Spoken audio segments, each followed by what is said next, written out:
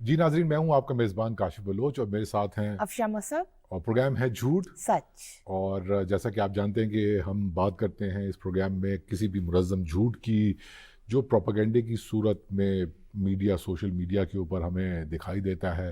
اور طریقہ کار اس کا ایک بہت ہی سیدھا سادہ سا یہ ہوتا ہے کہ غصہ، نفرت اور ایک بے چینی پھیلا کر کسی بھی جمہوری معاشرے کو نقصان پہنچایا جائے. باوجود اس کے کاروباری مقاصد بھی ہو سکتے ہیں اور سیاسی مقاصد تو ہوتے ہی ہوتے ہیں ہر چیز کے. تو ایک ہم اپنے پروگرامز میں بات کرتے رہتے ہیں مختلف صورتوں کی جھوٹ کی جو سوشل میڈیا کے اوپر آج کل تو بڑے منظم طریقے سے پھیلائی جاتی ہیں. ایک صورت ایسی ہے جھوٹ کی جس کو ہم یہ کہہ سکتے ہیں کہ جب کوئی طبقہ یا مطلب میں اس کو سبالٹرن تو نہیں کہوں گا، لیکن اگر اسی پوسٹ اسٹرکچرلسٹ بحث کے اندر ہم دیکھیں کہ کچھ صدیوں سے ایسے طبقے جو اگنور ہو رہے ہیں سماج میں اور اسٹرکچرل وائلنس کا نشانہ بن رہے ہیں، جب وہ اپنا حق مانگتے ہیں تو ان کے خلاف ایک مہم کا آغاز ہو جاتا ہے. جی ہاں. اور وہ مہم جو ہے وہ سب سے زیادہ ہمیں فعال نظر آتی ہے سوشل میڈیا پہ. میں یہ نہیں کہہ رہا ہوں کہ مین اسٹریم میڈیا کے اوپر کچھ ایسے رویوں کی ترویج کی جاتی ہے جو کھلم کھلا تو نہیں، لیکن اس بات کو وہ لیکن بیک اینڈ پر جو معاملہ ہوتا ہے وہ یہی ہوتا ہے کہ یہ جو سماجی طبقہ ہے یا یہ جس جینڈر کا معاملہ ہے اس کو کہیں نہ کہیں تھوڑا کاٹ کر پیچھے رکھا جائے اور یہ برابر کے حقوق یا برابر کے مطالبات میں نہ آئیں. عموماً دیکھا یہ گیا ہے کاشف صاحب کہ جب کسی کو خاموش کروانا ہو تو پہلی کاری ضرب اگر وہ بیرونی سازش یا بیرونی فنڈنگ کے نام پر الزام کے ساتھ لگائی جاتی ہے تو دوسری ضرب یہ ہوتی ہے کہ یہ اقدار اور روایات یا کسی ایک نظام کے خلاف یہ جو معاملات جو مطالبات ان کے ہیں یہ اصل میں اس چیز کے خلاف ہیں. اس کا کوئی حقیقت سے تعلق نہیں ہوتا، لیکن کہیں نہ کہیں چونکہ سماج جب ایک بنتا ہے، ایک معاشرہ جو بنتا ہے وہ مختلف کلچرز کے ساتھ، مختلف روایات کے ساتھ آگے بڑھتا ہے، پروان چڑھتا ہے، نئی چیزیں آتی ہیں اور پرانی چیزیں جو ہیں وہ سائیڈ پہ ہوتی جاتی ہیں، تطہیر کا عمل ہوتا ہے. اور ہم جس کانٹیکسٹ میں اس وقت بات کر رہے ہیں وہ ہے 8 مارچ، خواتین کے حقوق کا عالمی دن. خواتین کے حقوق کا عالمی دن، تو ہمیں یہ عالمی دن کیوں منانا پڑا؟ یہ بہت اہم سوال ہے، اور سوال بہت اہم اس لیے ہے کہ یہ حساس بات ہے. ہم ایک ایسے سماج میں خواتین کے حقوق کی بات کر رہے ہیں جو پدرسری نظام ہے اور یہ بہت پرانا انسٹیٹیوشن ہے. جی.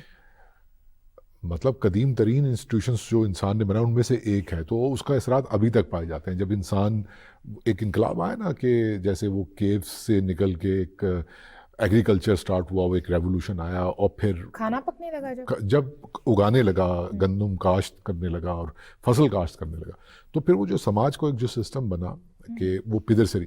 تو اب یہ کہ وہ اگر 4000 سال پرانی بات ہے اور ہم اب 2023 میں رہتے ہیں تو اب وہ رول ڈیفرنٹ ہے، خاتون کا رول ڈیفرنٹ ہے. تو وہ اب سماج کیا جینڈر رولز کے ایک بنائے گئے پیمانے جو پہلے سے طے شدہ پیمانے ہیں، کیا مسلسل اسی میں چل سکتا ہے؟ بالکل بھی نہیں. پھر تطہیر کا عمل تو نہ ہوگا. بالکل. تو اس کو یہ جوڑنا ہے اس بات کے ساتھ کہ یہ کوئی مطلب یہ ایک ریئلائز کرنا ہوگا کہ پاکستان کی 50% آبادی جو ہے، ہم 50% سے زیادہ ہیں، ٹھیک ہے، اور ہونا چاہیے. جو ایک نارمل تناسب ہے ایسے معاشروں کا، تو اس میں خواتین کی تعداد زیادہ ہوتی ہے بنسبت مردوں کے، جس میں خواتین کو. تو دوسری بات یہ ہے کہ اب چیزیں بدل رہی ہیں. آپ کی جو سی ایم ہیں وہ خاتون ہیں، ٹھیک ہے، تو پنجاب میں. تو کہنے کا مطلب یہ ہے کہ اور انہوں نے آتے ساتھ جو وہ میجرز لیے ہیں تو اس میں انہوں نے ان کا ایک جملہ بڑا قیمتی ہے کہ کسی بھی خاتون کی ورک پلیس پر یا کسی پبلک پلیس پر ہراسمنٹ میری ریڈ لائن ہوگی. یہ ایک پیغام ہوتا ہے جب آپ وزارت اعلیٰ کے منصب سے اس بات کو سنتے ہیں تو یہ نچلے لیول تک ایک سیدھا پیغام ہوتا ہے کہ خواتین کی ہراسگی کے اوپر کوئی کمپرومائز اور اگر مگر اب نہیں ہوگی اس کے خلاف ایکشن لینے میں. تو پوائنٹ یہ ہے کہ ان کے تو جو حقوق کی اگر ہمیں بات کرنی ہے، اگر ہم ایک مہذب معاشرہ بننا چاہتے ہیں تو ہمیں یہ تسلیم کرنا ہوگا کہ خواتین کو برابری کے حقوق دینے پڑیں گے. تعلیم ہاں چاہیے، صحت کے برابر کے حقوق چاہیے، روزگار، کاروبار یا کام کاج کے برابر کے مواقع بھی چاہیے. صرف کوٹا سسٹم ہاں کے اوپر سماج آگے نہیں بڑھ سکتا. کوٹا سسٹم اس لیے ہوتا ہے کہ وہ سماج کے پچھڑے ہوئے طبقات کو یا پچھاڑے گئے طبقات کو کی شمولیت اس طرح سے نارملائز کرتا چلا جائے کہ پھر وہ کوٹا سے اس کی جو بندھن ہے نا وہ ٹوٹ جائیں اور پھر شمولیت جو ہے وہ بھرپور ہو اور برابر کی ہو جائے. ہم اپنی پارلیمنٹ سے اگر شروع ہو جائیں تو پارلیمنٹ میں بھی اگر کہا جاتا ہے کہ ہم خواتین 51% ہیں، 50% سے زیادہ ہیں، تو کیا ہماری پارلیمنٹ میں وہ چاہے وہ سینٹ ہو، وہ قومی اسمبلی ہو یا صوبائی اسمبلیاں ہوں اور پھر نچلے لیول پہ آ جائیں لوکل گورنمنٹس ہوں، تو کیا خواتین کی تعداد نصف کے قریب نہیں ہونی چاہیے؟ اگر آپ یہ کہتے ہیں کہ ہم اس ملک کی آبادی کا آدھا ہیں تو ہمیں درسگاہوں میں بھی اتنا ہی حصہ چاہیے، ہمیں کاروبار کے مواقع میں بھی اتنا ہی حصہ چاہیے. ایک بات یہ ہے کہ یہ جو سماجی معاملات ہوتے ہیں اس میں جو ڈپینڈنسی ہوتی ہے اس کی ایک بڑی وجہ کہیں نہ کہیں فائنینشیل ڈپینڈنٹ ہونا ہوتا ہے. جب خواتین مالی طور پر، معاشی طور پر آزاد اور خود مختار ہوں گی تو وہ بہت سارے کمپرومائزز سے بچ جائیں گی.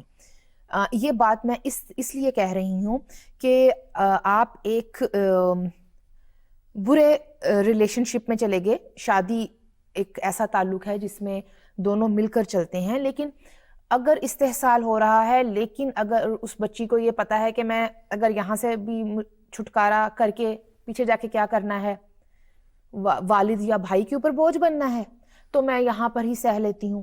وہ جو ایک سہنے کا عمل ہے، وہ جسمانی طور پر ہو، وہ نفسیاتی طور پر ہو، وہ جس بھی طرح سے ہو، اس کی ایک بڑی وجہ اگر آپ کی معاشی انحصاری ہے تو وہ زیادہ تکلیف دہ ہے. خواتین کو جب آپ خود مختار بنائیں گے معاشی طور پر، وہ اپنے فیصلوں میں آزاد ہوں گی، اپنے کام کاج کے حوالے سے ان کو کوئی دقت نہیں ہوگی، تو بہت سارے کمپرومائزز سے بچیں گی اور ان کو جو کچھ پیمانوں کے اندر جج کیا جاتا ہے سماج کے، وہ تمام کہیں نہ کہیں ٹیبوز بھی ٹوٹیں گے.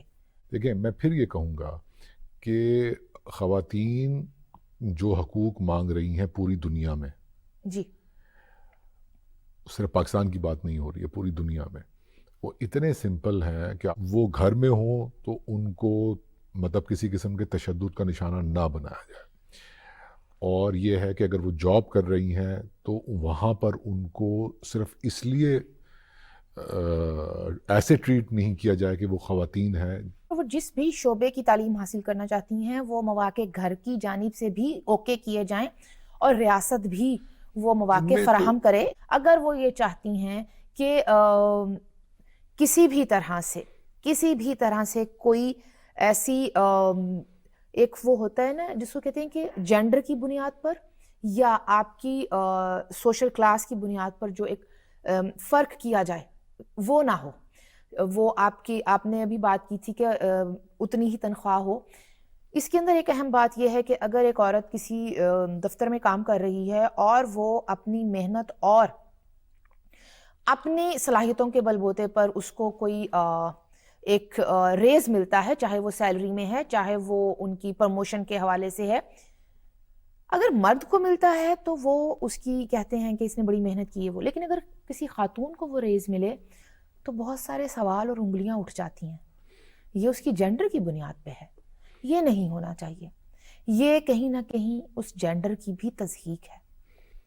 یہ باتیں ہیں، میرا خیال ہے کہ اگر اس کی کور یا اس کے بالکل ایک جسٹ پہ، مغز پہ اگر ہم کہیں تو صحیح لفظ ہوگا، اگر ہم بات کریں تو وہ یہ ہے کہ پدر سری نظام میں جو خواتین کو سبجوگیٹ کرنے کے پیمانے سیٹ ہوئے ہیں، آپ ان کو ری تھنک کریں، آپ ان کو ریوزٹ کریں. کوئی خواتین یہ نہیں کہہ رہی ہیں کہ فیملی ٹوٹ جانی چاہیے یا یہ ہو جانا چاہیے یا وہ ہو جانا چاہیے. اس حوالے سے ہم بات کریں گے کہ ایکسپرٹ سے، لیکن اس بریک کے بعد.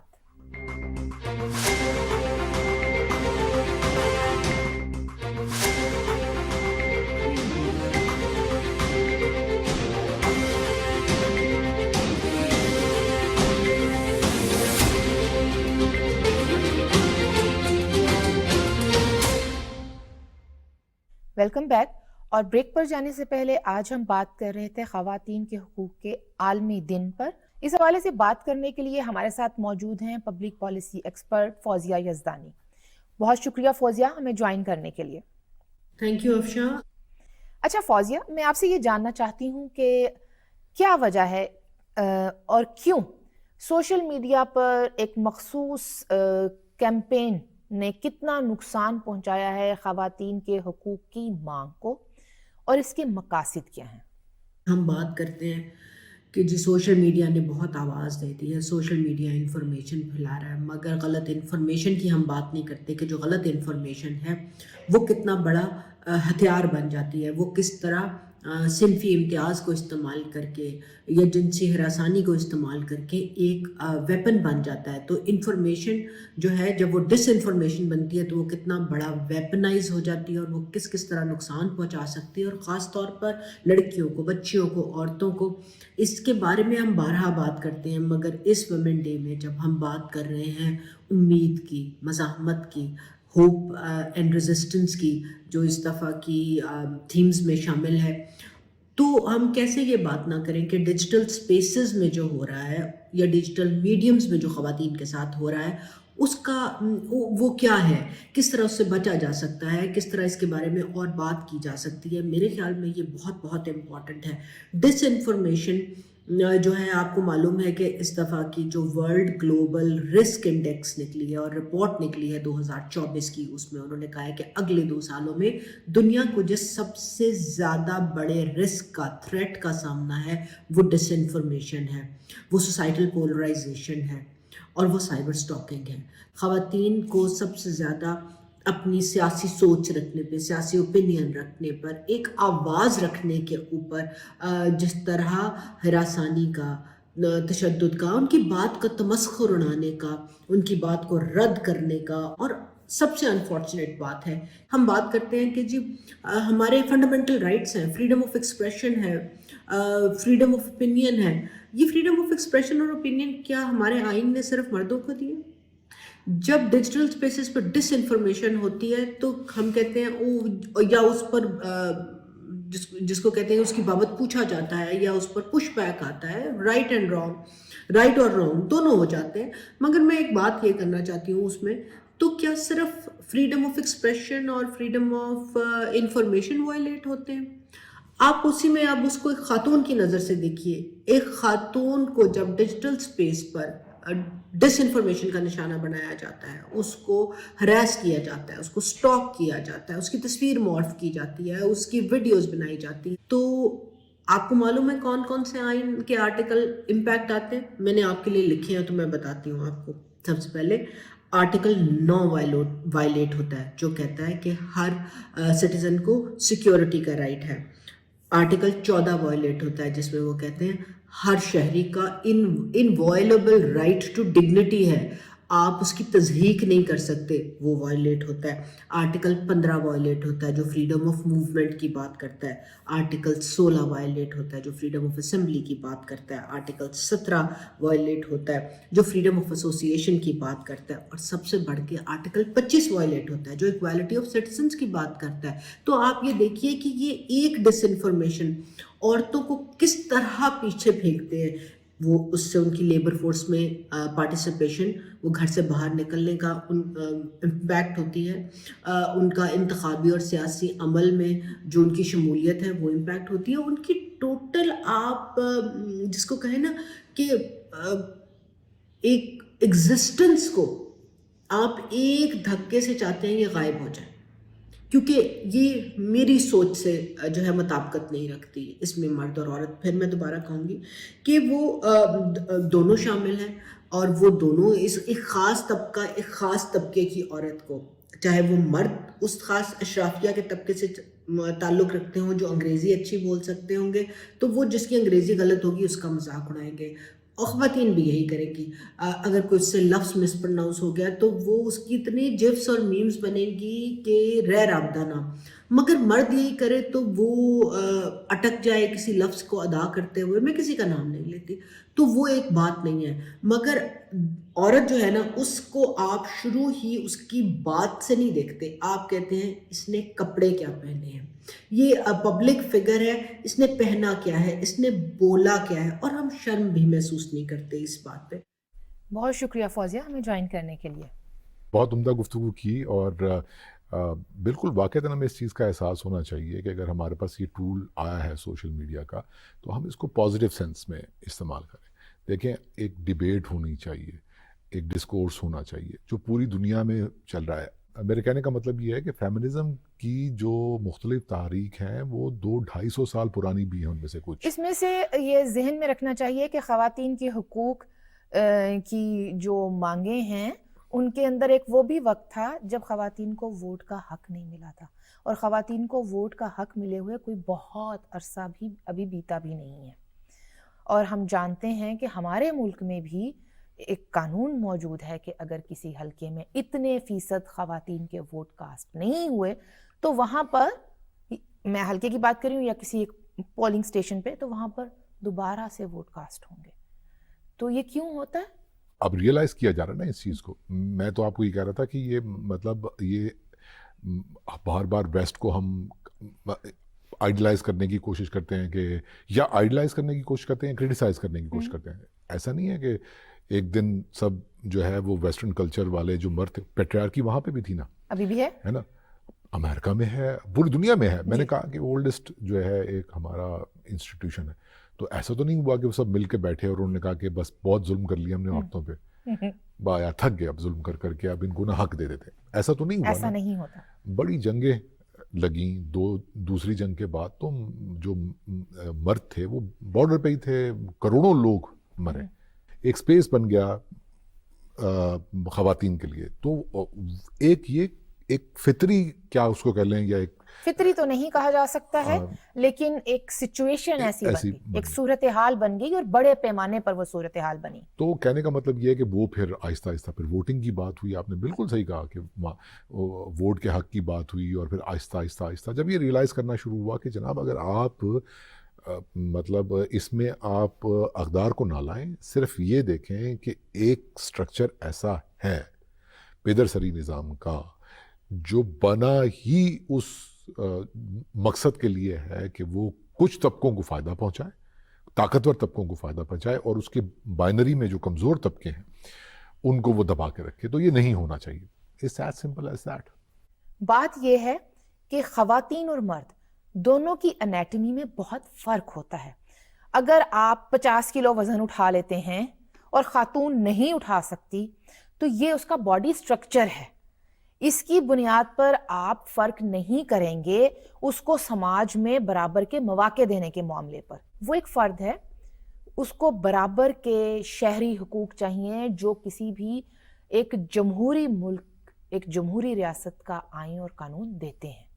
میرا خیال ہے کہ ہمیں زیادہ علمی ڈسکورسز کی طرف جانا چاہیے، اور میرا خیال ہے کہ سوشل میڈیا سے بہتر جگہ ایسی کوئی نہیں ہو سکتی ہے کہ جس میں آپ ایک دوسروں پر الزام تراشیوں کی بجائے، اور ایسی اسٹیریوٹائپ سے بھی بچنا چاہیے کہ یہ کیا عورتوں کی طرح سے کہہ کر آپ کوئی بھی بات کریں تو آپ کہیں نہ کہیں یہ بتا رہے ہیں کہ عورت کمزور ہے، یا عورت کم دماغ رکھتی ہے، یا اس کی فیصلہ سازی کی قوت اتنی بہتر نہیں ہے۔ ایسا نہیں ہے۔ اس قسم کے اسٹیریوٹائپ سے بھی جان چھڑوانی ہوگی، یا جینڈر رولز کی جب ہم بات کرتے ہیں تب بھی ان سے جان چھڑوانے کے لیے آپ کو بہت سارے اقدامات، آپ کو نصاب میں بہتری لانا ہوگی، اپنے مزاج میں، اپنی گفتگو میں، انداز گفتگو میں بہتری لانا ہوگی۔ ایسے لوگ، ایسے طبقات جن کی بات کو سنا جاتا ہے اور اس سے لوگ انفلوئنس ہو کر اپنی زندگیوں پر اس کی کہیں نہ کہیں امپلیمنٹیشن کرتے ہیں، تو وہ بات کرنے والوں کو بھی بہتر بات کی جانب چلنا ہوگا۔